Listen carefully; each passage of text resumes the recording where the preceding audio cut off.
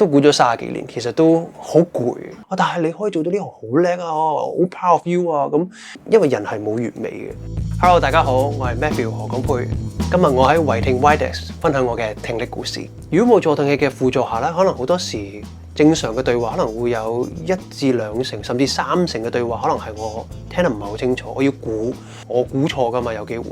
咁可能導演可能叫我行左，但係我又估咗行入。睇劇本嘅時候，除咗去背熟自己嘅劇本，可能連對手嘅對白都背晒。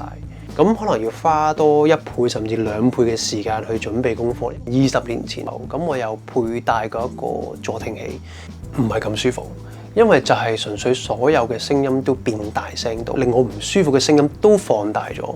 咁好快我就身體又有啲排斥，呢度痛嗰度痛，好無奈地最後放棄咗。呢幾日戴咗助聽器之後呢，對世界嘅好奇心又好似多翻啲。維聽就係根據翻你邊個位聽得唔係咁好，去調翻大聲啲，或者邊個位聽得好啲，可以調翻低啲，就係咁喺度 tune 啲好細微嘅位置，令到我而家呢一刻係戴得好舒服。同埋而家呢一個助聽器咧係非常之輕便，個體積係可能仲細過我個手指尾嘅呢一截，咁所以其實掛上去嘅時候對耳仔嘅負荷咧係好細。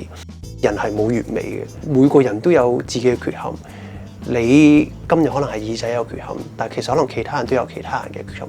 只要你唔尷尬，尷尬就會永遠都係人哋。